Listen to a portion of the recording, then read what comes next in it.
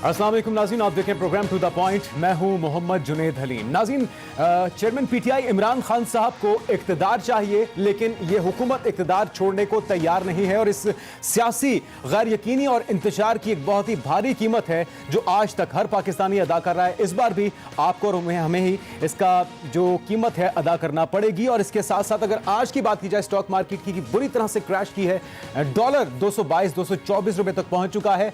और अगर बात की जाए इस हुकूमत की, तो उनका यह कहना है कि वो तहरीक इंसाफ के मुतालबे पे किसी तौर पे भी फौरी तौर पे इंतखाबात करवाने को तैयार नहीं है। क्या कहना था ख्वाजा साद रफीक साहब का पीडीएम के और इत्तेहादी जमातों के इजलास के बाद, वो सुनिए। वफाकी हुकूमत इंशाअल्लाह अपनी टर्म पूरी करेगी। ये जो ज़िमनी इलेक्शन है, ये मकबूलियत का बैरोमीटर बिल्कुल नहीं है। इसमें हमने आपकी 5 नशिस्तें जीती हैं। कौन सा तूफान है जो आ गया, जो थम नहीं रहा? ये तूफान जो उठाया गया ये भी थमेगा और इसके आगे बंद भी बांधा जाएगा। हम मुतालबा करते हैं पूरी आवाज के साथ कि बरसों से ज़ेरे इल्तवा फॉरेन फंडिंग केस का फैसला होना चाहिए। कानून साजी पार्लिमान का हक है। हम ये समझते हैं कि इसमें मदाखलत नहीं होनी चाहिए। हुकूमत का जवाब तो आपने सुना है, लेकिन तहरीक इंसाफ मुसलसल मुतालबा कर रही है कि अब ये हुकूमत अपना मैंडेट खो चुकी है, अखलाकी जवाब भी खो चुकी है, इन्हें चाहिए कि इस्तीफा दें और घर जाएं। फवाद चौधरी साहब ने तहरीक इंसाफ का क्या मौक़िफ़ सामने रखा, वो भी सुनिए। इस वक्त ये हुकूमत वेंटिलेटर के ऊपर है, उसका स्विच ऑन ऑफ करना हमारे पास है। इस वक्त आपके पास सिर्फ एक वोट की बरतरी है वफाक में। हम जब चाहें आपको घर भेज सकते हैं। इस हुकूमत के 5 से कहीं ज़्यादा MNAs हमारे साथ राब्ते में। और अगर आज सदर ममलिकत आरिफ अलवी साहब शहबाज शरीफ साहब को एतमाद का वोट लेने का कहेंगे, ये नहीं ले पाएंगे। 22 तारीख को पंजाब में हमारी हुकूमत बन जाएगी और 23 तारीख को हम राना सनाउल्लाह के पंजाब में दाखिले पे पाबंदी लगा सकते हैं। चीफ इलेक्शन कमिश्नर के पास भी चंद दिन ही है, वो खुद फैसला कर लें कि वो खुद जाएंगे या फिर उन्हें भेजने के लिए कोई कार्रवाई जो है वो की जाए। आपने गुफ्तगू सुनी है हुकूमत और अपोजिशन दोनों की, और इस महाजराई की वजह से सिर्फ सरमायाकारी नहीं, तमाम पाकिस्तानी, हर पाकिस्तानी इस वक्त गैर यकीनी का शिकार है। और उनका इस वक्त एक ही सवाल है कि यह गैर यकीनी कब तक जारी रहेगी और इस मुल्क में उनका मुस्तकबिल क्या होगा। इन्हीं तमाम मौज़ूआत पर बात करेंगे। पंजाब में भी सूरत हाल इंतहाई दिलचस्प हो चुकी है। वज़ारत आला का चुनाव होना है 22 जुलाई को, और उसके लिए क्या जोड़ तोड़ जारी है, ये भी आज प्रोग्राम में डिस्कस करेंगे। जो मेहमान हमारे साथ मौजूद होंगे उनका तारुफ आपसे करवा देते हैं। सेनेटर वलीद इकबाल साहब तहरीक इंसाफ की नुमाइंदगी करेंगे। इसके साथ साथ बैरिस्टर आमिर हसन साहब पीपल्स पार्टी के रहनुमा हमारे साथ होंगे स्टूडियोज़ में, और हमें ज्वाइन कर रहे हैं रज़ा रूमी साहब, सीनियर तजियाकार, वो भी हमारे साथ आज के प्रोग्राम में मौजूद होंगे। तमाम मेहमानों को वेलकम कहते हैं, बहुत शुक्रिया आपकी तशरीफ़ आवरी का।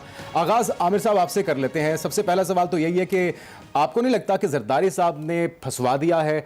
जब से उन्होंने कहा है शहबाज शरीफ साहब हमारे वज़ीर आज़म होंगे, तब से उन्होंने नवाज शरीफ साहब को कायल किया, फिर PDM ने तहरीक अदम एतमाद पेश की, और आज वो सारा मलबा जो है, जो कि अवाम का रद्द अमल है शदीद किस्म का, महंगाई की वजह से, बैड गवर्नेंस की वजह से, वो जिसका सामना खान साहब को करना था उसका सामना नून लीग को करना पड़ा है, और आप तो इक़्तिदार के मज़े ले रहे हैं। बहुत शुक्रिया। देखें जुनेद साहब, ये वो नैरेटिव है जो शेख रशीद जैसे चरब ज़ुबान बना रहे हैं, और उनके कहने की बात यह है कि देखें जी, जो हम पे प्रेशर था अब वो सारा प्रेशर इस हुकूमत पे आ गया है, और हमने तो शुक्र किया कि हमारी हुकूमत चली गई है। ये मेरे ख्याल से ऐसा होता नहीं। अगर शेख रशीद रोज़ आगे TV पे कह रहा है तो अवाम को इतना बेवकूफ़ समझते हैं कि उन्हें पता है कि गंद सारा इमरान खान और उनकी हुकूमत ने डाला है और मुसीबत सारी पड़ेगी इस इत्तेहादी हुकूमत के ऊपर। ऐसी बात नहीं है, और ना ही अभी अवाम का गम गुस्सा क्या है उसे जांचने का भी कोई मयार अभी मेरा नहीं ख्याल। तो सामने आ चुका 17 जुलाई का। नहीं, ये जो 17 जुलाई के इलेक्शंस हैं, ये देखें, ये PTI की सीट्स थी, ये तो सबको पता है, वो जीत के आए थे। उस पर बहुत से मामलात हैं, आज़ाद अरकान भी थे, बिल्कुल ठीक बात है, बहुत से मामलात थे, लेकिन उसमें एक कैंडिडेट्स के खिलाफ नफरत भी आई। मैं एज ए पॉलिटिकल वर्कर ये समझता हूँ कि आप जिस सियासी जमात से होते हैं उसी के साथ रहना चाहिए। अगर मैं पीपल्स पार्टी में होने के बावजूद शायद ऐसे लोगों को पसंद नहीं करूँगा जो अपनी पार्टी छोड़ के जाएंगे, भले वो मेरी पार्टी में आए, उनकी इज्जत नहीं कभी दिल से हो सकती। तो इसी तरह शायद ये एक वो गम गुस्सा कहीं किसी तौर पे ये तासुर नहीं पाया जाता जो इस वक्त हुकूमती इत्तेहाद है कि कहीं उनसे मिसकैलकुलेशन हुई है। वो इक़्तिदार जो कि सिर्फ 1-1.5 साल का मेहमान था, वो सारा कुछ जिसका सामना खान साहब को करना था, आपको वो सर नहीं लेना चाहिए था। अंदर कहीं मीटिंग्स के अंदर ये बात होती है वैसे? नहीं, देखें मेरी बात सुने जी, इतना बड़ा काम किया, जो कहते थे 2023 भी हमारा है, 2028 भी हमारा है, ये ख़त्म हो गए हैं, उसकी हुकूमत ख़त्म करके दिखाई। सिलेक्टेड असेंबली से यानी कि आपने खान साहब की जिद तोड़ने के लिए सब कुछ जिद किया। तोड़ने के लिए नहीं, खान साहब जिस डगर पे चल रहे थे, देखिए क्या पार्लिमानी जमहूरियतों में ऐसे होता है कि लीडर ऑफ द अपोजिशन को आप इतना बुरा समझें कि उसे हाथ ना मिलाएं, कुफ्र समझें, और जो आपके मुखालिफ लोग हों उनकी आप भारत के वजीर के इलेक्ट होने की दवाएं करते हो। तो मैं समझता हूं कि ये चीजें, जो हालात थे, इमरान खान का तकब्बुर तोड़ा, इमरान खान का गरूर तोड़ा और आइन के अंदर रहते हुए तोड़ा, और उसके बाद आज इमरान खान मिन्नतों पे हैं, तरलों पे हैं। देखिए ना 17 जुलाई के बाद कौन सा तूफान आ गया।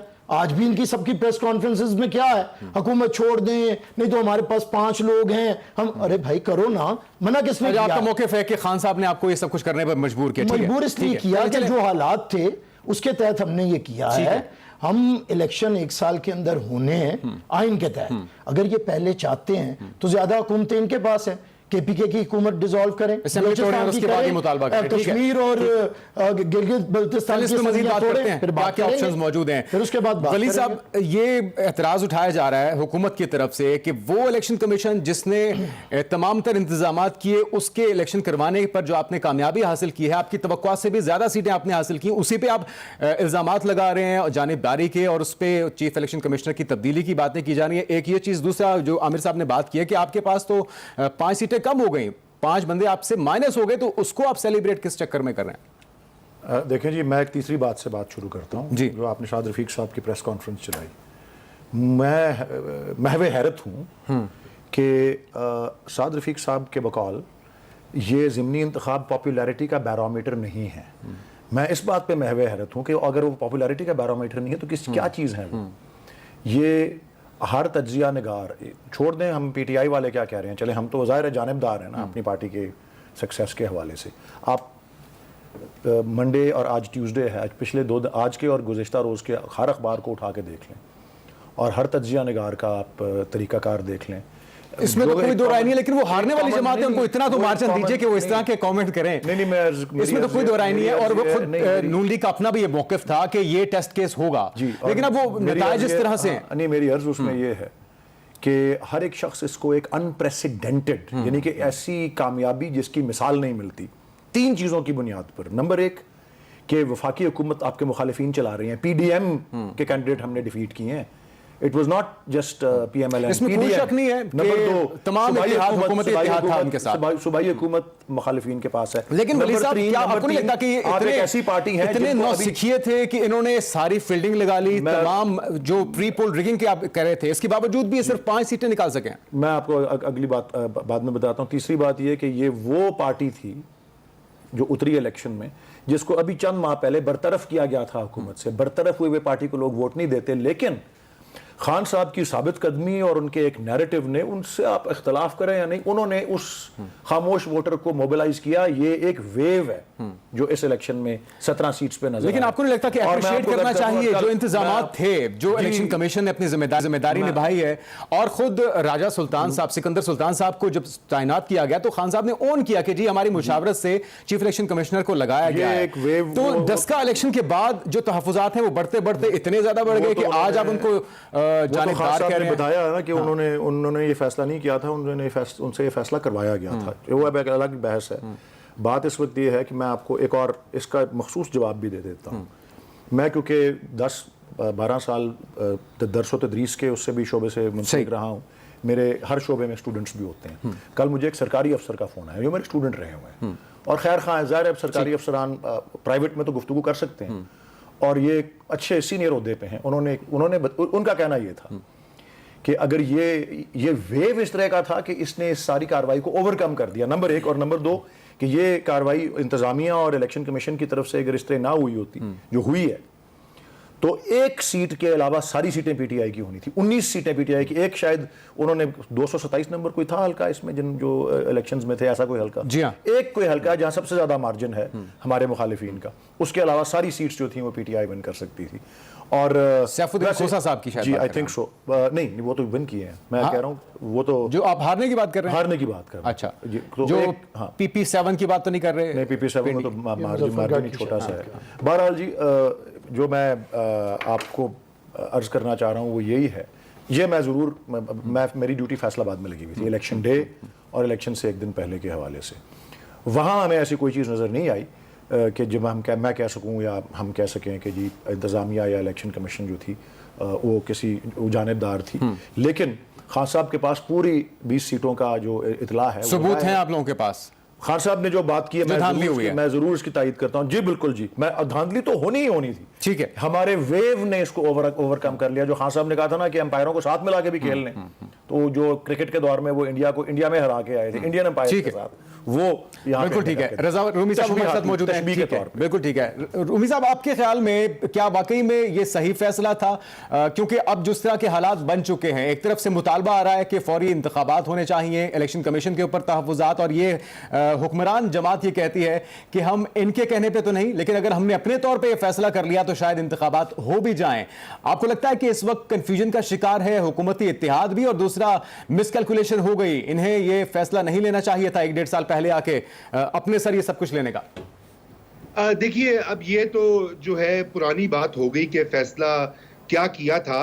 अगर आप देखें तो पीडीएम की जमातों में भी एक वाज़े ओपिनियन था। मसलन मियां नवाज शरीफ जो है वो अव्वल दिन से ये अदम एतमाद के मामले पर उनकी रिजर्वेशंस थी, और अगर आप देखें शाहिद खाकान अब्बासी जो साबिक वज़ीर आज़म हैं वो भी इसकी मुखालिफत ओपनली पब्लिक में कर चुके हैं।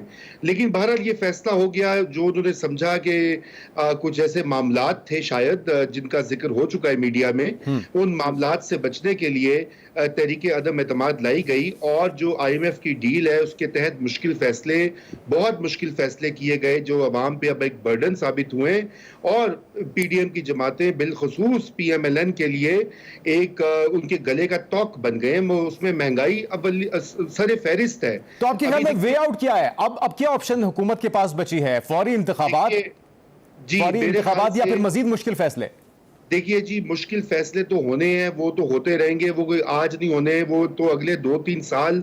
स्टेबलाइजेशन जो होती है IMF के प्रोग्राम्स के तहत, उसकी एवरेज जो है इनिशियल लाइफ 2 से 3 साल होते हैं। शहबाज शरीफ साहब में अगर थोड़ी सी भी सियासी सूझबूझ हो, मुझे इसके ऊपर थोड़ा सा अब शक होना शुरू हो गया है, तो वो फिल फॉर असेंबलियों को डिसॉल्व करें। अच्छा। और इमरान खान साहब को दावत दें मुज़ाकरात की, इलेक्शन का टाइम फ्रेम तयन करें या इमरान खान की टीम से, क्योंकि इमरान खान साहब तो बात नहीं करते चोरों से, कोट अनकोट।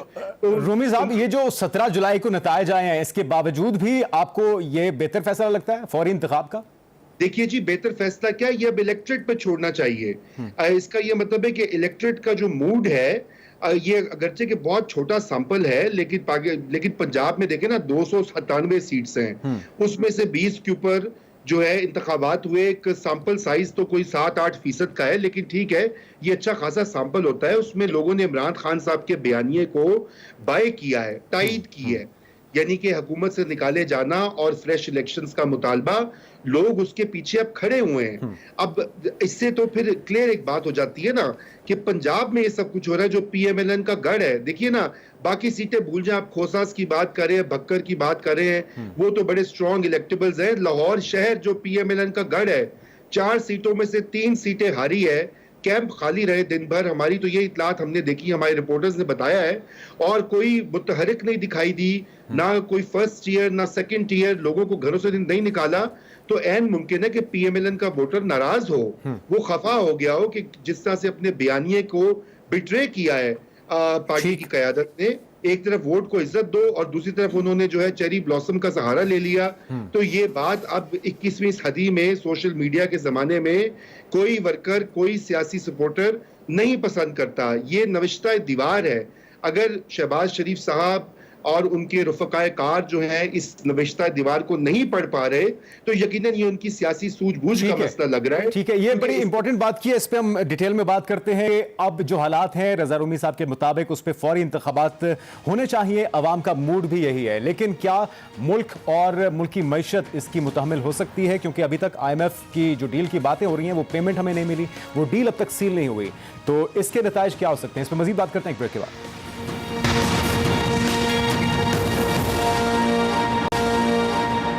नाज़रीन, ब्रेक के बाद आपको कहेंगे खुशामदीद। आमिर हसन साहब, जो आज मीटिंग हुई है इत्तेहादी जमातों की, जरदारी साहब भी मोल्टन पहुंचे हुए थे, सारे उसमें दीगर रहनुमा भी मौजूद थे।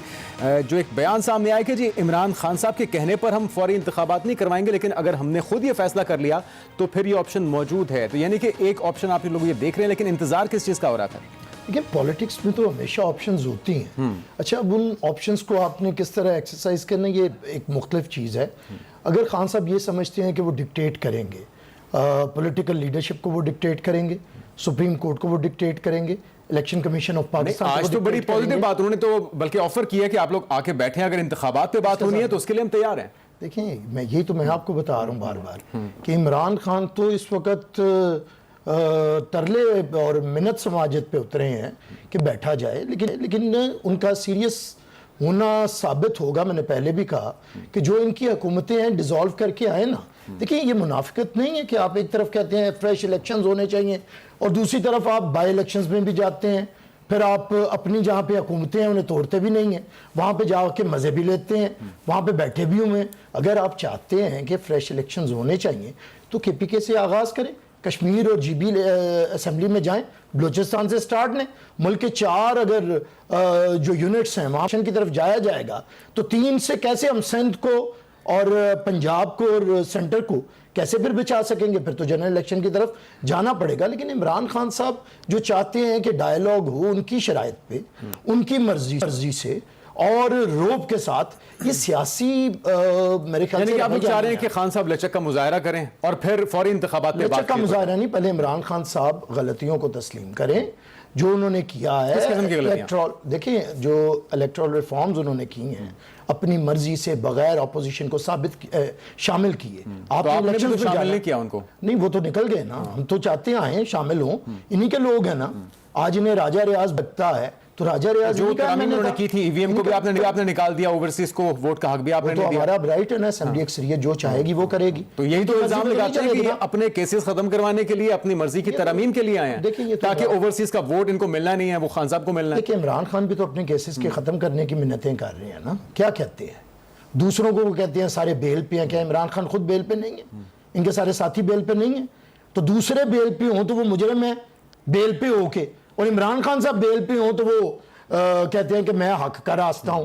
तो ये दोगलापन जो है, इससे मैं फिर कहता हूं आखिरी मुज़ाकरात जरूरी हैं, बैठना चाहिए, लेकिन पहले हम ये जानें, ये समझें कि पॉलिटिकल लीडरशिप सारी एहतराम के काबिल है। जुबान को थोड़ी सी लगाम दें, एहतराम रखें और एहतराम करवाएं और सियासी डायलॉग का आगाज करें। इलेक्शन कब होने हैं आइन के तहत। ये सबसे बड़ा एतराज अपोजिशन को, माजी की अपोजिशन और अभी की हुकूमत को है कि खान साहब के अंदर लचक बिल्कुल नहीं है। सबको वो चोर डाकू से नीचे बात नहीं करते, बैठ के किस तरह से बात की जाए अगर इंतखाबी अमल पर ही बात होनी है।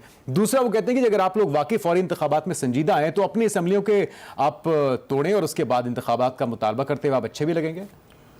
सबसे पहली बात जी कि हमें जो मेरे दाएं या मेरे बाएं बैठे हुए आपके टॉक शो पे लोग हैं, उनका मशवरा नहीं चाहिए इमरान खान साहब को कि क्या कर रहे हैं। अगर इमरान खान साहब ने, और हमारा मौक़िफ़ ये है, और मेरे ख्याल में मैं आपको चलें, क्योंकि मैं इक्का दुक्का मिसालें देता हूँ जो मेरा ज़ाती तजर्बा गुजर रहा है अभी पिछले 1-2 दिनों में। आज मुझे एक बिजनेसमैन मेरे क्लाइंट हैं, क्योंकि कॉर्पोरेट लॉयर हूँ और बहुत सख्त थ्रू आउट मुस्लिम लीग नून के सपोर्टर रहे हैं। आज उनका भी फ़ोन अपने किसी काम से आया, लेकिन सियासी बातों में उन्होंने कहते कहते यही कहा कि यार आज स्टॉक मार्केट 1000 पॉइंट गिर गई है, आज 224 रुपए पे जो है डॉलर चला गया है, और सारा जो कम्युनिटी है हमारी वो यही कह रही है कि यार इससे तो बेहतर था खान साहब आके खान साहब ही की हुकूमत रहती, ये कार्रवाई की ही ना जाती। लेकिन अब तो हो गया, वो तो चले ठीक है हो गया, लेकिन ये ना हुआ होता तो हम सारे कितने बेहतर होते इससे। पहली बात। दूसरी बात, मैं सख्त एतराज़ का इजहार करता हूँ ये अल्फाज जो इस्तेमाल आमिर साहब कर रहे हैं कि इमरान खान साहब मिन्नत और तरले पे उतर आए हैं। मिन्नत और तरले करने वालों को इस तरह की आवाम से पजीराई नहीं मिलती जो 17 सीटों में, या ये 17 जुलाई को 15 सीटें और अब इंशाल्लाह 16 हो जाएंगी। इमरान खान साहब मिन्नत और तरले से वाकिफ नहीं है, और जिससे वो हाथ। तो आपको नहीं लगता कि खान साहब से भी कहीं पे गलतियां हुई हैं, कुछ ऐसे फैसले हुए हैं, अदरवाइज वो हुकूमत में होते? खान साहब से बहुत सी गलतियां हुई हैं और वो इसका एतराफ़ करते हैं और वो मानते हैं, और इनमें से एक गलती यही थी कि राजा रियाज जैसे लोगों को टिकट दिए, नूर आलम खान जैसे लोगों को टिकट दिए, अलीम खान जैसे लोगों को टिकट दिए और उनकी बात मानी, और उनकी वजह से सेंट्रल पंजाब में 25% सीटें सिर्फ PTI को मिली। इस वक्त मैं आपको अर्ज कर देता हूं, ये बैरोमीटर किस चीज का है, साद रफीक साहब को भी सुन लेना चाहिए। ये बैरोमीटर, एक चीज मैं अर्ज कर दूं, एक सेकंड कर लें। से पंजाब की सियासी तारीख में पंजाब बैस्टियन और स्ट्रांग होल्ड होता था पीपीपी का, जहां से जुल्फिकार अली भुट्टो 1970 में शुरू हुए और ग्रेजुअली 90 की दहाई के बाद जो है वो सारा उसने नून लीग आ गई। अब यही एक 2-3 दहाइयों का होता है, अब वो 2-3 दहाइयां गुजर गई हैं, अब पंजाब पीटीआई का है और ये सिंध की खैर बनाए, क्योंकि खान साहब जिस दिन वहां उतर गए ना, आप देखेंगे अलग पता जाएगा। इस पे बात करता हूं। बहरहाल अभी खान साहब सुनने के प्लान भी है शॉर्ट इज, देखें इस वक्त पाकिस्तान और खास तौर पे मईशत जिस नाजुक मरहले और मोड़ पे है, इस वक्त वाहिद हल एक आम इंतखाब है और बेहतर है कि इमरान खान साहब के बाद देखें वली साहब, आप ऑलरेडी ये कह रहे हैं कि किसी साहब की आपको कॉल, उन्होंने कहा कि इस मईशत का बेड़ा गर्क कर दिया, लेकिन इंतखाब का क्या देखें जी, वैसे फौरी तौर पे खान साहब के पास ऐसा क्या फॉर्मूला है? आईएमएफ के पास ही जाना पड़ेगा, वही आईएमएफ जिसकी वजह से ये सारे हालात बने, की शराइत पे आज की सबसे बड़ी, कल की सबसे बड़ी सुर्खी यही है कि आईएमएफ तो इवन केयरटेकर गवर्नमेंट से नेगोशिएट करने को तैयार है। खान साहब के पास, हमारी गवर्नमेंट के पास, शौकत तरीन साहब के पास, सानिया निश्तर साहिबा के पास, हम सब के पास प्लान मौजूद था। प्लान मौजूद था। ये जो बार बार इकोनॉमिस्ट इनके बिहाफ पे आके कहते हैं कि ये जो फरवरी के अंदर सब्सिडी दे दी और वो पेट्रोलियम की कीमतों को नीचे ले गए और सारा कुछ, उसका पूरा फॉर्मूला 400 अरब रुपए का फ्रॉम स्टेट ओन्ड एंटरप्राइजेस के डिविडेंड्स, फ्रॉम पीएसडीपी का शेयर, प्रोविंसेस का शेयर, रेवेन्यू जो एक्स्ट्रा है, पूरा 2023 के अगस्त तक पूरा प्लान गवर्नमेंट का मौजूद था। मैं चाहूंगा कि अब मेरे पहले सवाल का जवाब दे दीजिए कि क्या अगर आपके पास जिस तरह से अभी 22 को फैसला हो जाएगा पंजाब की वजारत आला का भी, ये दोनों सूबों की असेंबलियां तोड़ने के लिए पीटीआई तैयार है? आई डोंट थिंक ये एक ऐसी ऑप्शन है जिसका इस वक्त जो है कंसीडर करना जरूरी है। मैं अपने टाइम हो सकता है क्योंकि आपका मैं समझता हूं, और ये आप मेरी जाती राय समझ लें, मुझे इसमें कोई वो नहीं है शक व शुबा कि मेरी पार्टी की राय भी ये होगी और सब ये चाहेंगे कि सारे पॉलिटिकल लीडर्स जो हैं, जो इस वक्त सो कॉल्ड इंपोर्टेड गवर्नमेंट में बैठे हुए हैं या ये जो जहां जो भी कोई है, सारे कंसेंट से इलेक्शन करवा दें।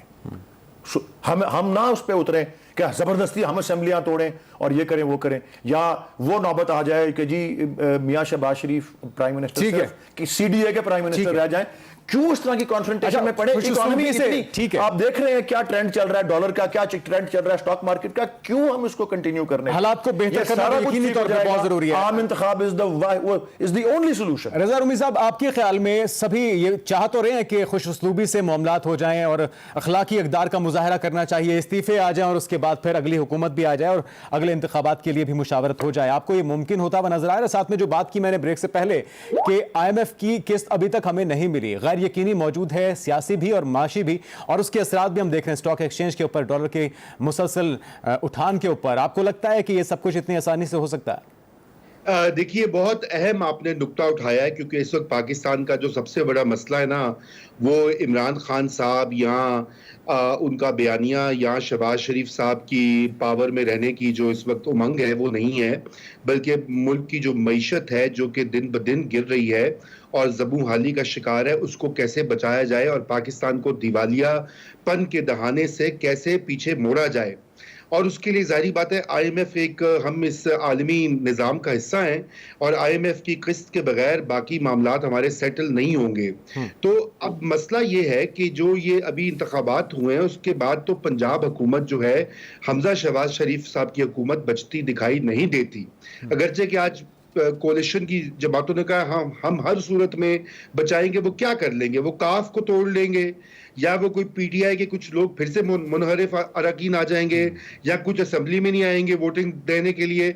जो भी होगा उसका नतीजा ठीक नहीं निकलेगा। अल्टीमेटली वजीर आला पंजाब तब्दील हो जाएंगे, चाहे वो परवेज इलाही हो, जैन कुरैशी हो, अगर लेकिन एक बार फिर से रजा रूमी साहब, दावा आ रहा है हुकूमत का, राना सनाउल्लाह साहब ये कह रहे हैं कि अगर उस दिन 22 जुलाई को 4-5 लोग इनके इधर उधर हो जाएं या उस इजलास में ना पहुंच सके, मैं आपसे इसी से मुताल्लिक पूछना चाह रहा हूं। गुफ्तगू सुन ली उन्होंने एग्जैक्टली कहा क्या, फिर इसी सवाल को आगे लेके चलते हैं। जरा गुफ्तगू सुन लीजिए राना साहब की। तो रूमी साहब क्या कहेंगे? वो कह रहे हैं 4-5 लोग इधर उधर हो जाएं तो कोई मसला नहीं है, तो इतना आसान लगता है कि आपको हो जाएगा? देखिए, वो हो सकता है, उनके पास हुकूमती पावर है, IB है, ISI है, पंजाब पुलिस है, पटवारी, थानेदार, तहसीलदार, सब कुछ है, ये हुआ है माजी में। खर साहब क्या किया वो कहते थे, भुट्टो साहब के जमाने में क्या होता था, बाद में मंजूर भट्टू को कैसे तोड़ा गया था, ये सब हम तारीख में देख चुके हैं। किसी का नतीजा सही नहीं निकला, और आजकल के जमाने में तो ये करना एक और बहुत बड़ा रिस्क लेना है, जो कि अभी PMLN के साथ इस इंतखाबात में हुआ है। बात यह है कि मैं जो आपसे पहले अर्ज करा था कि वज़ीर आला पंजाब तब्दील होंगे, चाहे वो परवेज इलाही साहब हों या कोई और हो। अगर हमारे दोस्त वलीद इकबाल MP होते हैं तो यकीनन मैं तो उनकी सपोर्ट करता, क्योंकि ये तो मेरे बड़े पुराने दोस्त हैं और अच्छे पढ़े लिखे लोगों को आना चाहिए आगे इस तरह की। लेकिन अभी तो लग रहा है कि ज़ैन कुरैशी के दरमियान और परवेज इलाही साहब के दरमियान भी मैच पड़ सकता है। आप एक और कैंडिडेट को भी, लेकिन वो हिमायत का तो मामला फिर भी डाउटफुल है। तो अच्छा, बात यह है कि जब वजीर आला जब पंजाब हुकूमत निकलेगी हाथ से नून लीग की, तो मरकज में हुकूमत जो है वो और भी कमजोर हो जाएगी। इत्तेहादी छोटे छोटे जो हैं, जो पहले PTI के साथ थे, वो भी देखेंगे बदलती हवा का रुख, वो और डिमांड्स करेंगे। एक मुस्तकिल इंस्टेबिलिटी का समा रहेगा। I don't know. लेकिन ऐसे इस तमाम सिनेरियो में रज़ा रूमी साहब, आपको एस्टैब्लिशमेंट का मूड क्या लग रहा है और वो क्या चाहते हैं, ये कितना जरूरी होगा इस सब में? देखिए, बात यह कि एस्टैब्लिशमेंट का मूड तो मुझे नहीं पता कि उनका क्या है, मेरी कोई डायरेक्ट हॉटलाइन तो है नहीं। लेकिन आपका तज्जिया क्या है? जी, नहीं, तज्जिया मेरा, उससे पहले तो मैं ये कहूंगा कि उनसे गुजारिश करूंगा कि वो जरा ठंडे दिमाग से 1-2 ग्लास ठंडे पानी का पिए, बड़ा हफ्तज़दा मौसम है, और सोचे कि 2016 से उन्होंने क्या इस मुल्क में किया है, उन्होंने और अदलिया ने जिस तरह से उन्होंने इंटरफेरेंस करके यके बाद दीगरे हुकूमतें गिरवाई हैं, बनवाई हैं, उसका नतीजा आज क्या निकला कि पाकिस्तान दिवालिया हो चुका है। कोई इस्तेकाम की सूरत नहीं है। पहले नवाज शरीफ को निकाला, शायद खाकान अब्बासी आए, शायद खाकान अब्बासी आए, केयर टेकर टीम आया, इमरान खान आया, उसके बाद अब शहबाज शरीफ आ गए, अब शहबाज शरीफ की रवानगी हो रही है। क्या हासिल हुआ? एस्टैब्लिशमेंट जो है उसको, मेरे तो ये ख्याल से कि अब ये वक्त आ गया है कि उनके हवाले की जाए मईशत, और उनको कहा जाए आपके पास बड़े बड़े चुगादरी हैं, हफीज शेख, शौकत तरीन, ये क्या नाम है इनका। यानी कि आपका मशवरा है कि टेक्नोक्रेट्स के मामले हवाले किया जाए और फौरी इंतखाबात की तरफ जाया जाए। बाकी नाजरीन की, बाकी मेहमानों की इस बारे में राय क्या है, उनसे जानते हैं एक ब्रेक के बाद।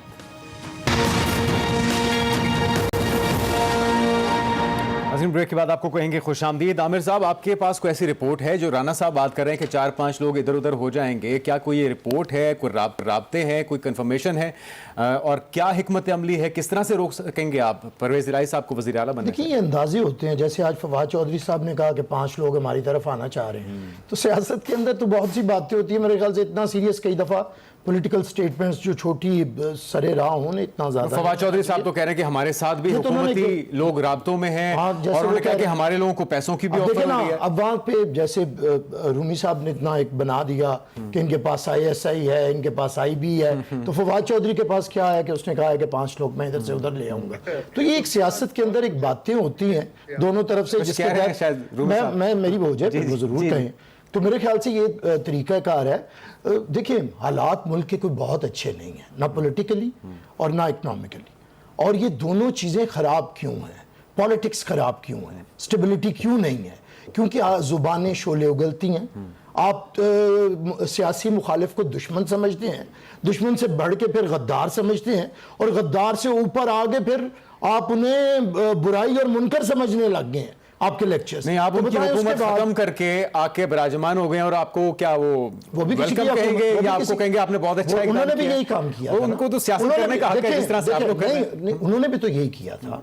वो कौन सा बहुत अच्छे तरीके से आए थे ना? नहीं, इलेक्शन तो ये टेन्योर तो पूरा किया था कम से कम। अरे भाई, टेन्योर किसी ने भी नहीं पूरा किया यहाँ पे। अब इमरान खान के अलावा इमरान खान के फैन क्लब के पास कोई ऑप्शन ही नहीं है। हमारे पास था, हम ले आए, PMLN के पास था, वो ले आए। वो कहता है कि मेरे अलावा कोई है ही नहीं, सिर्फ मैं हूं।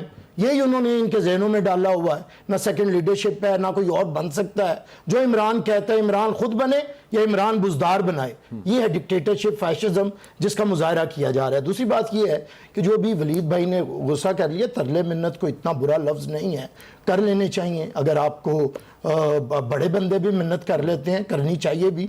और इमरान खान की तो तबीयत रही है तरले मिन्नत की। देखे ना, यहाँ से निकले थे उस वक्त धरना देने, पहले तो बड़ा था ये हो जाएगा वो हो जाएगा, फिर जब 100 दिन हुए, 120 दिन हुए, फिर मिन्नतों पे उतरे, तरलों पे उतरे, और फिर APS के बच्चों ने रेस्क्यू किया और ये बाहर आए। इसी तरह जो काम इमरान खान 7 मार्च को कर सकते थे, असेंबली तोड़ के, बड़े तुम तराक के साथ, वो आजकल इमरान खान मांग रहे हैं ना कि भी इलेक्शन करवाओ, असेंबली तोड़ो। ये इमरान खान के पास इख्तियार था 7-8 अप्रैल तक, कर सकते थे, क्यों नहीं किया? तो जो काम आप कर सकते हो, इख्तियार रखते हो, ना करें वक्त के ऊपर। ठीक है। और वक्त के बाद जब आप फिर मांगे तो उसी को मिन्नत तरला कहते हैं। अच्छा, वक्त गुजरने से याद है वली साहब, आप लोगों के पास 3.5 साल थे, और चलें तैनाती की अगर बात करें सिकंदर सुल्तान राजा साहब की, तो आप लोग अगर इतने ही तहफ़्फ़ुज़ात थे, एतराज़ात थे, तो उनके खिलाफ रेफरेंस भी दायर नहीं किया। अब भी आप लोगों के पास एक प्लेटफॉर्म मौजूद है, सिर्फ प्रेस कॉन्फ्रेंस करके एतराज़ करना या उनके ये कह देना कि जब वो लाहौर में आके हाज़िरियाँ देते हैं और जी हुजूरी करते हैं, जानिबदार हैं, इससे तो मामला हल नहीं होगा। जी, हमारे पास तमाम ऑप्शंस मौजूद हैं। बहरहाल बहुत से मौके ऐसे आए हैं अभी, जब वफाकी हुकूमत के ख़िलाफ़ हमारी जो है कार्रवाई हुई और ये वो, तो बहुत वसी पैमाने पे लोग ये समझते थे, लोगों ने हमें बहुत ज़्यादा सपोर्ट दिखाई और थोड़ी देर बाद वो मिसकैलकुलेशन नज़र आ गई। लेकिन बहुत मुझे 5-6 दिन पहले तक भी लोग आके कह रहे थे, ये आपके कॉलीग्स माहिरीन जो कोई बहुत बड़े बड़े इदारों के साथ हैं, ये इंटरनेशनल ब्रॉडकास्टिंग के, और ये वो कहने जी आपको नहीं आने देना उन्हें, आप देखिएगा रिजल्ट क्या आता है 17 तारीख को। तो बहुत सी ऑप्शंस तमाम मौजूद हैं। ये जिस तरह राना सनाउल्लाह साहब ने मसलन कहा कि 5 बंदे इधर से उधर हो जाएं, तो परवेज लाई साहब ने ठीक किया कि लेकिन आज एक मूड तो पता चल गया इस गवर्नमेंट का कि वो आपके जो मुतालबात हैं इतनी आसानी से मानने नहीं जा रहे। तो क्या लॉन्ग मार्च करेंगे खान साहब, फिर से इस्लामाबाद का रुख करेंगे, या और जिन ऑप्शंस की आप बात करें मुमकिन तौर पे वो क्या है? इस वक्त तो सुप्रीम कोर्ट के अहकामात पर और जो मौजूदा सो कॉल्ड वजीर आला पंजाब हैं उनके आमादगी से 22 तारीख मुकर्रर की गई है और उसके पैरामीटर्स ले डाउन किए गए हैं। तो जो राना सनाउल्लाह ने कहा वो उससे इनहराफ है, तभी तो सुप्रीम कोर्ट में एप्लीकेशन डाल दी है, पिटीशन डाल दी है। वो कह रहे हैं कि अगर अपनी मर्जी से कोई ना आए तो हम तो उसको नहीं जबरदस्ती भेज सकते। क्या ऐसा कुछ है आपके पास कोई खबर? नहीं, और जो बहुत से इन्होंने, मैं भी तंबीह कर देता हूं, अगर किसी की तरफ वो इशारा कर रहे हैं और कोई इस तरह सोच रहा है कि उनके वोट्स नहीं काउंट होंगे, वो डीसीट हो जाएंगे। अगर आप वोट करने से एब्सटेन भी करें तो आर्टिकल 63A जो है वोट करने से एब्सटेन करने पे भी आपको डीसीट कर देता है। ठीक है, सो कोई शख्स ये, मतलब मैं तंबीह कर रहा हूं आपके तवज्जुह से लोग। मैं रजा रूमी साहब से भी उनका पॉइंट ऑफ व्यू लेने, उन्होंने कहीं जाना है शायद जल्दी। रूमी साहब, एक तो ये बताएगा कि आपने भी ये बात अकेले ना जाना हमें छोड़कर। चले, उम्मीद करते हैं आपके मशवरे पे अमल करेंगे। रूमी साहब, आपके ख्याल में क्या आपके जो तजवीज़ है कि फौरी इंतखाबात की तरफ जाना चाहिए, अगर इस ऑप्शन पे नहीं आती हुकूमत तो फिर खान साहब क्या उनके लिए आपकी एडवाइस है, वो क्या उन्हें करना चाहिए इस मुतालबे को मनवाने के लिए? देखिए, पहली तो मैं कौन होता हूँ एडवाइस देने वाला, लेकिन मैं ये समझता हूँ कि खान साहब को मुल्क के कौमी मफाद में अपना चैनल ऑफ कम्युनिकेशन ओपन करना चाहिए। सियासी कुव्वतें जो होती हैं, चाहे आपको कितनी नापसंद हो, आप उनसे जो है डायलॉग हमेशा जारी रखते हैं। रवाबित जो होते हैं वो ज़रूरी होते हैं। अब मुल्क इस नहज पे पहुंच चुका है कि खान साहब का ताउन जो है वो बिल्कुल चाहिए हर मामले में, और उनको वापस अपना ये फैसला तर्क करके असम्बलियों में बैठना चाहिए। कौमी असम्बली में जाकर उनके पास 150 से ज़्यादा MNAs हैं, वो वहाँ पर जाएं और इस वक्त जो मुल्क में सूरत हाल है उसके ऊपर मिल के कोई लाया अमल निकालें। ये मैं ना मानूं और बिल्कुल अदम डायलॉग जो है वो भी मुल्क के लिए अच्छा नहीं होता। पहली तो ये बात है। दूसरा ये कि उनके पास मुतालबा मनवाने, मेरे ख्याल से खान साहब खुद भी सोच रहे होंगे, बनी गाला में उनको लोग मशवरा दे रहे होंगे कि जो मईशत का हाल है, बेहतर यह कि शहबाज शरीफ को चलने दो, 1 साल बाद तो ये हुकूमत इतनी पिटेगी कि खान साहब खूब सारी सीटें और निकाल लेंगे। यकीनन इस तरह पे भी बात हो रही होगी। लेकिन अगर उनका असूली मौक़िफ़ ये है कि मुल्क को फ्रेश इलेक्शन पे जाना चाहिए, तो वो बातचीत का आगाज करें सियासी कुव्वतों से, एस्टैब्लिशमेंट से नहीं करें, क्योंकि पहले जो उनका तजुर्बा रहा है उनको भी बाकियों की तरह समझ आ गई है कि वहां से कुछ हासिल वसूल होता नहीं है, वक्ती कामयाबी मिल जाती है। असल चीज सियासी मैदान में अवाम से और अपने जो आपकी सियासी जमहूरी कुव्वतें होती हैं उनके साथ मिलकर। मुख्तसरन रूमी साहब, ये जो अगर आप फौरी इंतखाबात वाली बात कर रहे हैं, अगर ऐसी सूरत हाल बन भी जाती है, लेकिन ये जो 17 जुलाई का डैमेज हुआ है, आपको लगता है कि इसे कवर करने के लिए नवाज शरीफ साहब की वापसी इस वक्त नागुज़ीर हो जाएगी, इसके अलावा और कोई चारा नहीं होगा नून लीग के पास? जी देखिए, नवाज शरीफ की वापसी तो बिल्कुल मैं समझता हूँ कि उसकी जरूरत है। उसके बगैर नून लीग का तो बहुत बड़ा इस वक्त क्राइसिस में है वो पार्टी, क्योंकि उसकी जो वजीर आजम हैं और जो पंजाब के वजीर आला हैं, ना तो वो कैरिस्मेटिक हैं और ना वो पॉपुलर लीडर्स हैं, वो पॉपुलिस्ट नहीं हैं। अगर कोई है जो कि अवाम को अपनी तरफ खींचता है तो वो मियाँ साहब हैं और उनकी साहिबजादी मरियम नवाज हैं। मरियम नवाज को भी बिल्कुल दीवार से हुकूमत से अलहदा करके लगाया रखा है। देखिए जावेद लतीफ साहब जो है वो वजीर बेमहकमा हैं कितने महीनों से, पता नहीं अब उनको कोई मिल गया कि नहीं मिल गया।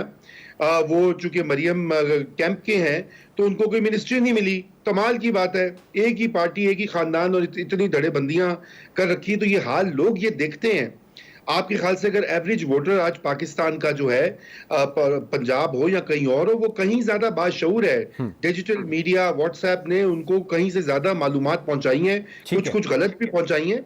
लेकिन मियाँ साहब की वापसी नागुज़ीर है, नंबर 1। और नंबर 2 ये कि नून लीग के अपने और पीडीएम की जमातें में ये आमिर साहब भी बैठे हुए हैं, इन सब की अपना इसमें मेरे ख्याल से बेहतरी होगी कि अगर ये मजीद इस मुसीबत को अपने सर ना लें और एक अगर ये और मईशत को हवाले करें। मैं तो कहता हूँ इस्टेब्लिशमेंट खुद मईशत चलाए। अब जो सूरत हाल आ गई है उनके पास बहुत नगीने हैं और रतन है, उनके हवाले तजवीज़ यकीनी तौर पे जो हुकूमत है उनके पास भी पहुंच चुकी है, उस पर अमल होता है या नहीं ये तो आने वाला वक्त बताइए। एक ब्रेक लेते हैं, ब्रेक के बाद मजीद गुफ्तगू।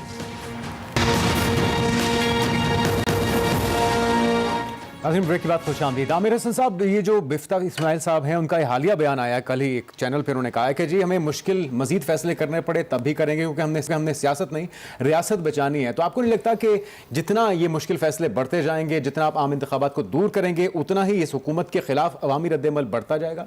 देखिए सियासी तौर पर मुश्किल फैसले होते हैं और उनके फिर असरात अच्छे भी आते हैं। ये नहीं कि अब ये हुकूमत आई है और इसके मुकद्दर में सिर्फ मुश्किल फ़ैसले ही लेके हैं, अच्छे फ़ैसले भी हो रहे हैं। वजह यह है कि जो फ़ैसले ज़रा तकलीफ़ दें हैं उनकी तरफ ज़्यादा ध्यान दिलवाया जा रहा है। जो बेहतरियाँ हो रही हैं जैसे कि पाकिस्तान की आलमी सतह के ऊपर जैसे फैटफ से हमारी बेहतरी की खबरें आईं, हमारी खारजा महाज के ऊपर अमेरिका के साथ ताल्लुकात हों, चाइना के साथ ताल्लुकात हों, दूसरे ममालिक के साथ हों, ईरान के साथ हों, बेहतरी हुई है।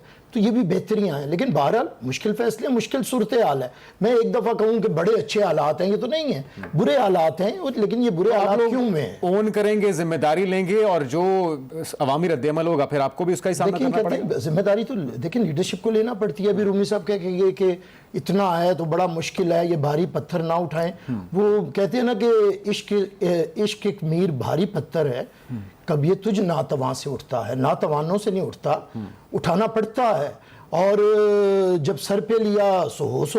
तो अब तो जिम्मेदारी ले ली है। लीडरशिप का काम ही ये है कि मुश्किल वक्त के अंदर खड़ी होती है और मुल्क को क्राइसिस से निकालती है। देखिए अगर आज मुल्क के अंदर इकोनॉमिक स्टेबिलिटी हो, अभी कहा सबने कहा कि डिफ़ॉल्ट हो, हम कहें तो कहें, तरीन साहब ने माना एक वक्त पे इनके फाइनेंस मिनिस्टर ने कि मुल्क दिवालिया हो चुका है, डिफॉल्ट कर चुका है। शब्बर रजा जैदी ने कहा कि मुल्क डिफॉल्ट हो चुका है। खान साहब कहते हैं कि जी सिंध का रुख करने लगे हैं, पंजाब के बाद तैयार हैं, अगले बल्दियाती इंतखाबात के अंदर वो सफाया करने जा रहे हैं। बिस्मिल्लाह आए। लेकिन लोग पूछेंगे कि जब आप वजीर आजम थे आपके पैरों में मेहंदी लगी थी, उस वक्त तो आप सिंध कभी नहीं आए। क्या सिंध को ये क्या कोई ये महमूद गजनी या मोहम्मद बिन काजिम है फतह करने जा रहे हैं तलवार के साथ? अच्छा, कब जाके किसी कोर्ट में बैठे हैं सिंध के एज प्राइम मिनिस्टर? मुझे बात मुकम्मल कीजिएगा। आखिरी एज प्राइम मिनिस्टर कब इमरान खान सिंध के किसी सिंधी के पास जाके बैठा है उसकी मुसीबत में, उसके काम में? आज इमरान खान क्या तो फाते है इनके लिए हो सकता। और आखिरी एक मुझे बात करनी है, 45 इलेक्शन हुए इनके दौर में, आखिरी 45 इलेक्शन हुए बाय, और ये 45 के 45 हारे। उस वक्त तो इन्होंने हुकूमत नहीं छोड़ी। 20 में से 15 हार जाए तो हुकूमत छोड़ दे। क्या कहेंगे वली साहब? देखें जी, मैं तो वही बात दोहराऊंगा जिसको अभी दोहराने की ज़रूरत है। सिंध एक ज़िमनी मामला है। 17 जुलाई को जो पंजाब का रिजल्ट आ गया, इसके बाद ये गाड़ी नहीं चलनी। मईशत के लिए ये आपको लगता है कि पूरे पाकिस्तान का भी यही रद्द-ए-अमल होगा अगर इंतखाबात होते हैं? मैं उसी पे आने लगा था। मैं पहले तो बात यह है कि आम इंतखाब इस वक्त जो है उसको तय करना और उसका ऐलान करना और उसकी तरफ जो है रुख करना और उस समत में जाना पाकिस्तान की, और खासकर जो मुआशी, लेकिन आपको असेंबलियों में तो आके बैठना होगा, कानून साजी है या इसके अंदर तरामीम है। इस असेंबली को अब कोई इलेक्शन कमीशन से तो आपको इतराज़ात हैं, फिर कैसे हल की तरफ कैसे नहीं देंगे इस असेंबली को? मैं आपको यही अर्ज कर रहा हूँ, अब असेंबलियां तोड़ने और इलेक्शन को और करने का वक्त है। अब इस बहस में पड़ने का वक्त नहीं है कि इंतखाबी इस्लाहात की तो जरूरत है, वो तो आप खुद पीटीआई वाले मानते हैं, बहरहाल बल्कि जी, आपका मुतालबा भी है। हमने तो पुराने निज़ाम के ऊपर भी ये इलेक्शन में आपको करके दिखा दी है ना अपनी कारकर्दगी जो है। और अब आम इंतखाब आएगा और बेहतर है कि आम इंतखाब के ही मौके पे ये भी तय हो जाए कि खान साहब जब सिंध जाते हैं और अपना बयानिया वहाँ लेके जाते हैं, सिंध के लोग यहाँ उसको पंजाब वाला रिस्पांस देते हैं जिस तरह अभी आया। और ये रज़ा रूमी साहब ने ठीक कहा कि ये 17 सीटें जो थी 7-8% अच्छा बड़ा सैंपल था, इससे पता लग जाएगा। और इंशाल्लाह वहाँ पर भी ममनुआ फंडिंग केस के फैसले को लेकर कोई खौफ पाया जाता है? मैं तो नहीं समझता। अगर आपके खिलाफ आता है उसे तस्लीम करेंगे आप? कानून की शोबे से मेरा ताल्लुक है, मैंने उस केस की मखसूस फाइल तो नहीं पढ़ी हुई, लेकिन जो अमूमी बातें मैं जानता हूँ, ख़तरनाक वो उस सूरत में ही ऐसा केस हो सकता है जहाँ कोई ये साबित हो कि कोई फॉरेन गवर्नमेंट आपको जो है फंड कर रही थी, ऐसी कोई चीज़ नहीं है। तो लेकिन नून लीग का एतराज़ है कि आप लोग उसी फैसले के डर से एतराज़ कर रहे हैं इलेक्शन कमीशन पे। इसमें जो मुताल्लिका कानून है जिसके तहत ये केस हुआ है, उस वक्त तो कोई और कानून, बिल्कुल ठीक है, वक्त खत्म हो गया। उस वक्त मैं ये अर्ज करता हूँ कि उसमें जो नताइज आ सकते हैं वो ज्यादा से यही है कि जो गलत फंडिंग आई वो वापस करनी पड़ जाए। बहुत शुक्रिया आप तमाम मेहमानों का। आज के प्रोग्राम से नाज़रीन इतना ही, इजाज़त दीजिए, अल्लाह हाफ़िज़।